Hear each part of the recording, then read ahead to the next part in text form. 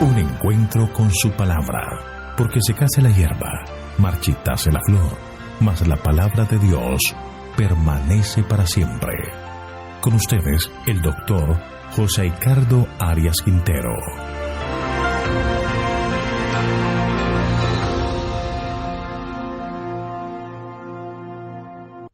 Vamos a estudiar Malaquías capítulo 2, reprensión de la infidelidad de Israel.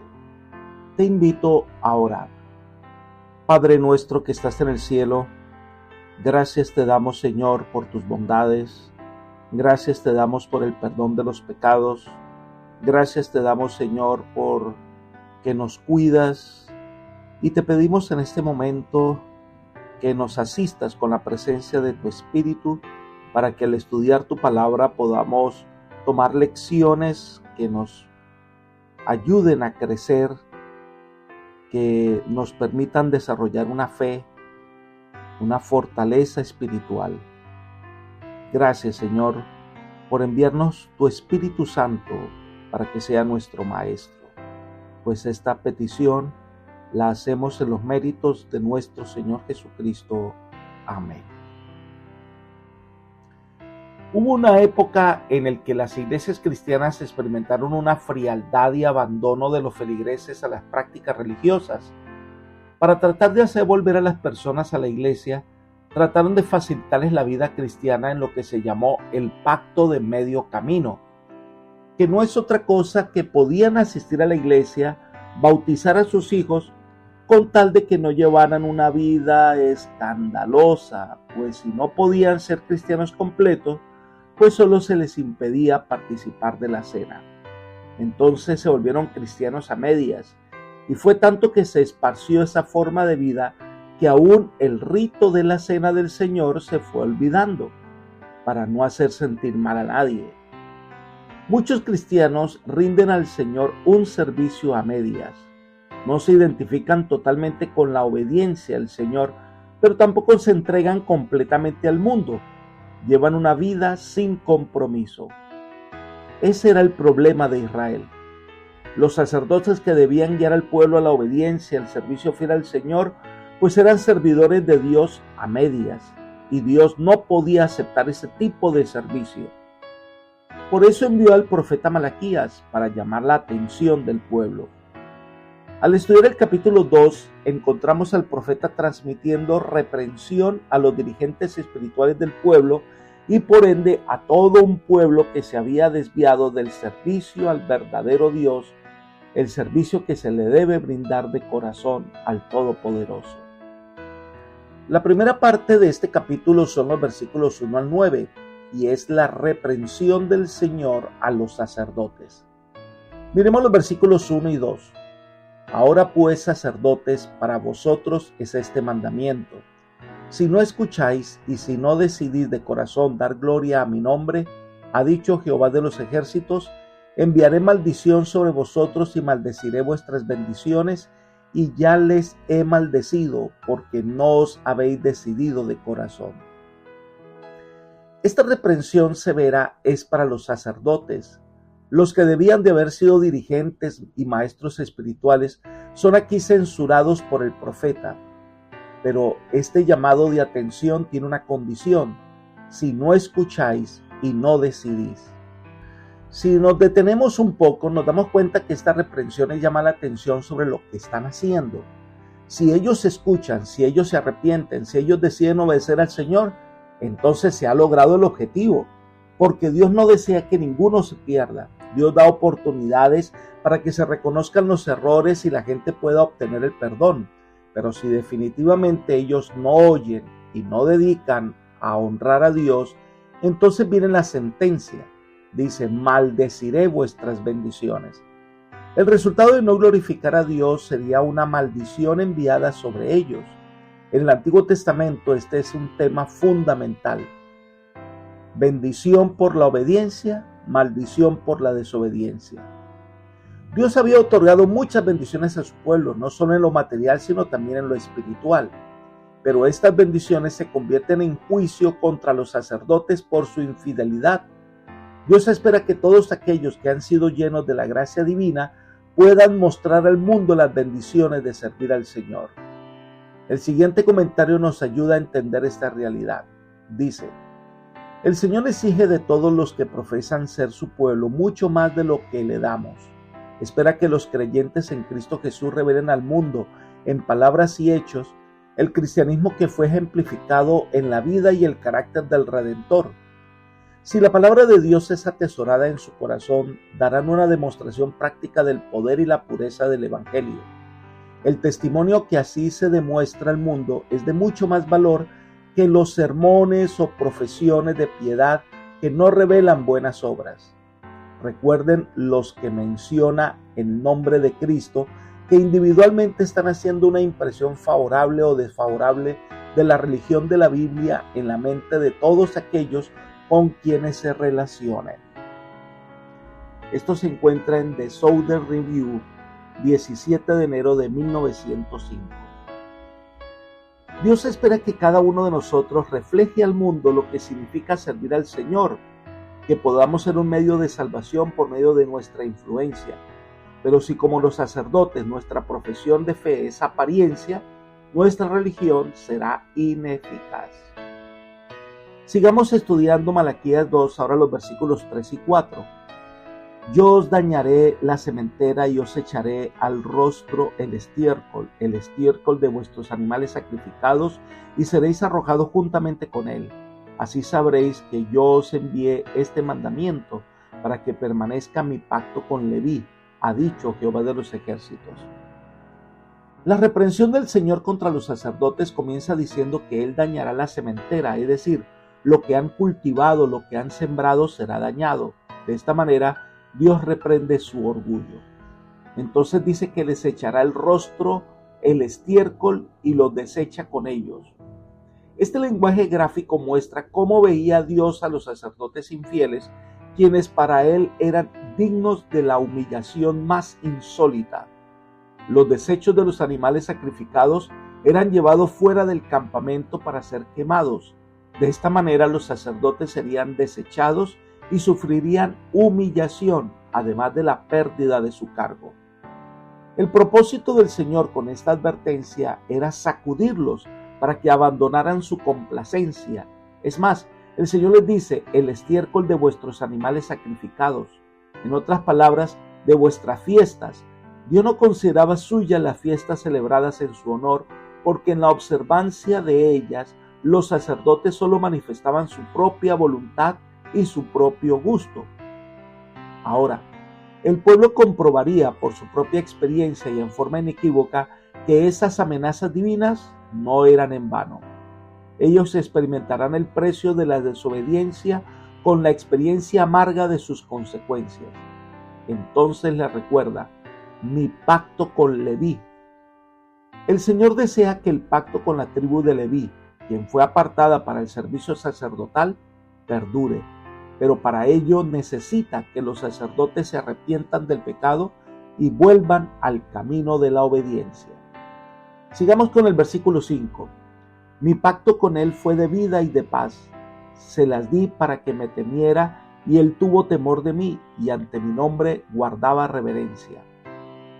El pacto que el Señor hizo con la tribu de Leví, con el sacerdocio, era un pacto perpetuo.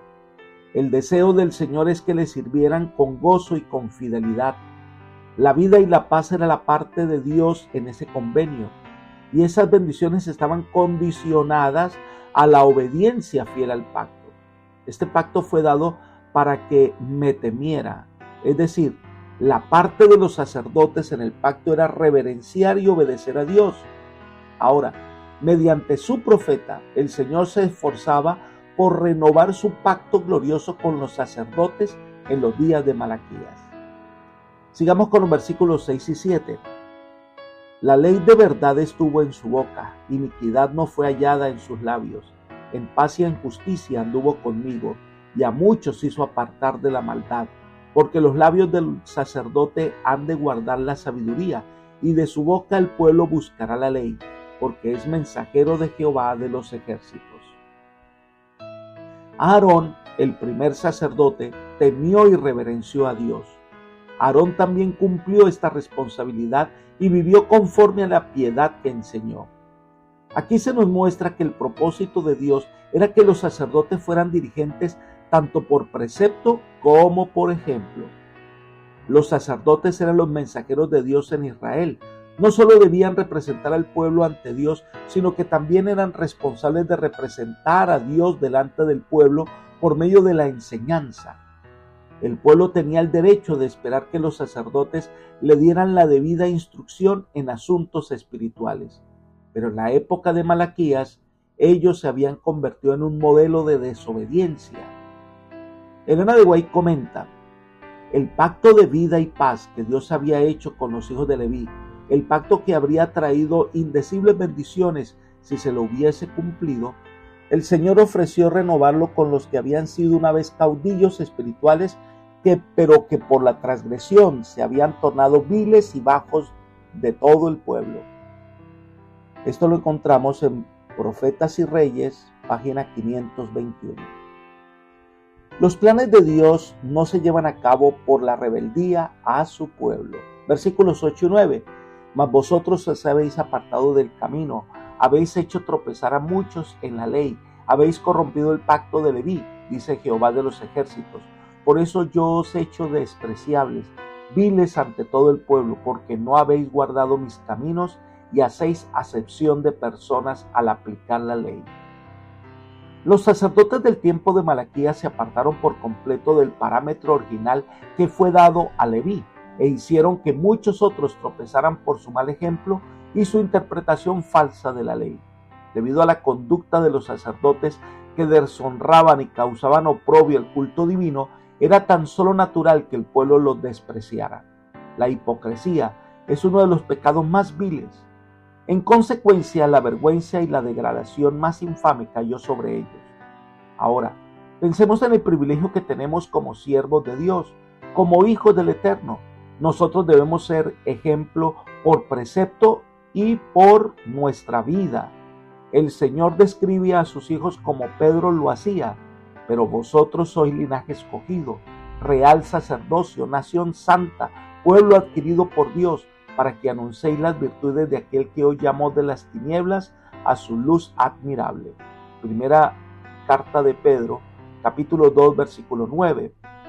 Tenemos privilegios, somos llamados a tener una vida consecuente con el Evangelio para hacer luz a otras personas. La segunda sección de este capítulo son los versículos 10 al 17.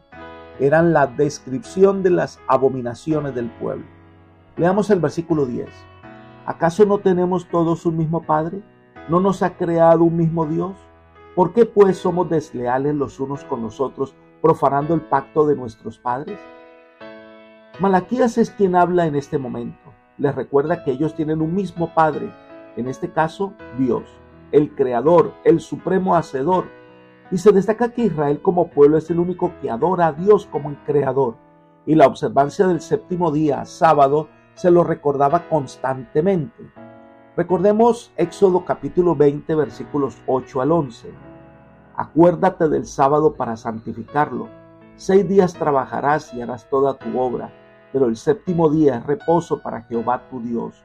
No hagas en él obra alguna, tú, ni tu hijo, ni tu hija, ni tu siervo, ni tu criada, ni tu bestia, ni el extranjero que está dentro de tus puertas, porque en 6 días hizo Jehová los cielos y la tierra, el mar y todas las cosas que en ellos hay, y reposó en el séptimo día. Por tanto Jehová bendijo el sábado y lo santificó. Es la adoración al Creador. Esto llevaría a que debían tratar a sus prójimos como hermanos, es decir, quien ama y obedece al Creador considera a todos los hombres como hermanos. Pero los líderes del pueblo se apartaron del camino, dirigieron al pueblo a hacer lo mismo. Versículos 11 y 12. Prevaricó Judá, en Israel y en Jerusalén se ha cometido abominación, porque Judá ha profanado el santuario de Jehová, el que él amó, al casarse con la hija del Dios extraño.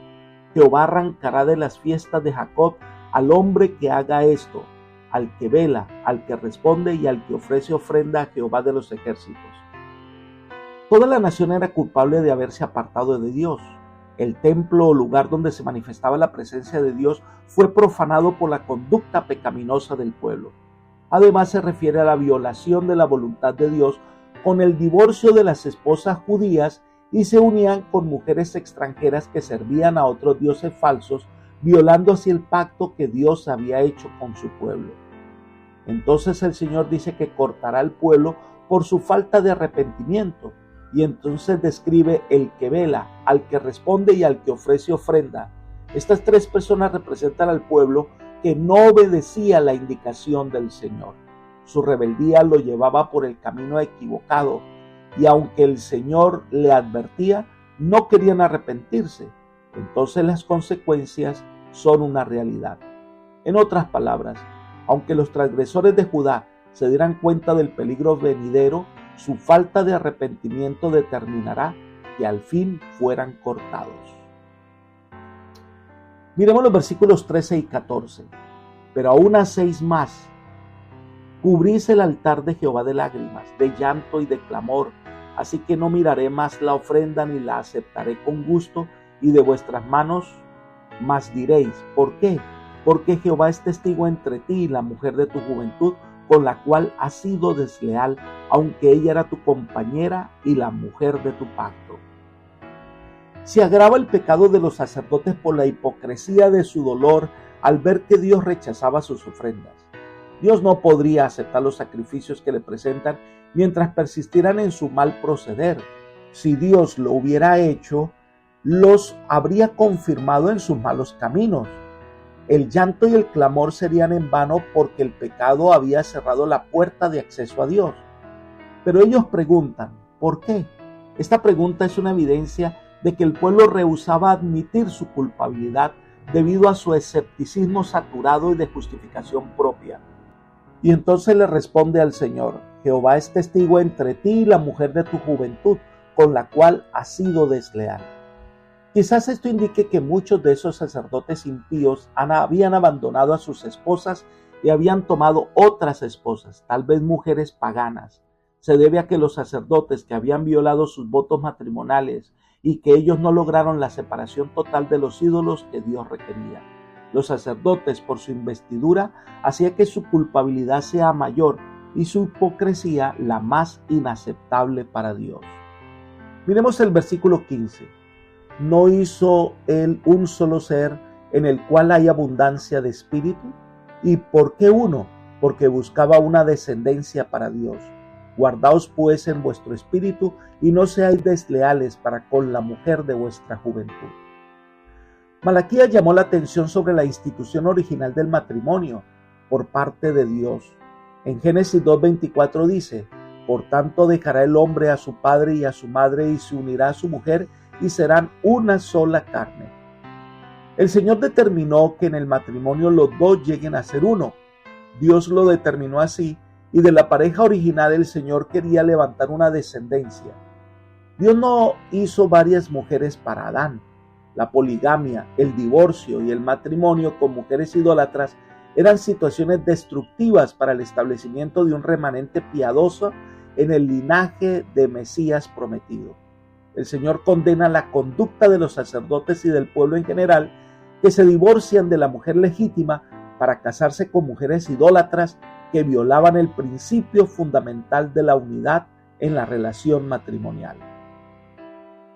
Sigamos con el versículo 16 de Malaquías 2. Porque dice Jehová, Dios de Israel, que él aborrece el repudio y al que mancha de maldad su vestido, dijo Jehová de los ejércitos. Guardaos pues en vuestro espíritu y no seáis desleales. El Señor hizo hincapié en lo que acababa de decir con esta declaración enérgica. Dios expresa su actitud personal hacia el divorcio. Por lo tanto, el que se divorció de su legítima esposa encubre con su vestido la violencia. Es decir, se cubre de iniquidad y de las consecuencias de ella, de las cuales no puede escapar. En su momento Jesús expresó que el adulterio es la única razón válida para el divorcio. Debemos considerar que el pacto matrimonial es sagrado y se debe respetar. Y terminamos el estudio de este capítulo 2 de Malaquías con el versículo 17. Habéis hecho cansar a Jehová con vuestras palabras y preguntáis, ¿en qué lo hemos cansado? En que decís, cualquiera que hace mal agrada a Jehová. En los tales se complace, o si no, ¿dónde está el Dios de justicia? La paciencia divina ha llegado a su fin. Dios ha soportado mucho las quejas y el descontento de su pueblo. No llegó a la prosperidad ni la gloria que ellos esperaban que pronto poseerían, y por eso pusieron en duda la justicia y la santidad de Dios, y aún pusieron en duda la certeza de un juicio divino. Y vuelven a cuestionar el llamado de atención, vuelven a preguntar, ¿en qué le hemos cansado? Esta es una actitud de justicia propia de la gente de los días de Malaquías, una profunda indiferencia por las cosas espirituales. Y entonces viene un planteamiento peligroso. A veces los impíos tratan de aparentar que son en realidad buenos y que debido a su bondad son prosperados y bendecidos por Dios. En su maldad cuestionan a Dios y dan a entender que Él pareciera favorecer a los malvados y no se interesa mucho por los justos. El pueblo no negaba la existencia de Dios, sino que se preocupara por la conducta humana. En realidad se habían vuelto deístas. Consideraban que Dios estaba ajeno a la historia de los hombres, que Dios no intervenía. Por eso se atreven a cuestionar el mensaje que Dios envía. Estos sacerdotes y personas infieles y desobedientes habían agotado la paciencia divina con su escepticismo y su intención de justificarse a sí mismos, y por eso el juicio divino viene en camino contra ellos. Apreciado amigo y hermano, Dios espera que nuestro servicio a Él sea de corazón, que seamos personas que representan bien el nombre de cristianos, que respetemos el pacto matrimonial, que respetemos y obedezcamos los mandamientos divinos. Si hay algo que nos aparta del Señor es la soberbia, es el orgullo de opinión. Dios nos llama a que dejemos ese pecado y nos pongamos a la tarea de hacer la voluntad de Dios, que le sirvamos de corazón y que recibamos con alegría sus consejos. Que el Señor te bendiga y te guarde y te guíe por sendas de paz, es mi oración por ti. Amén.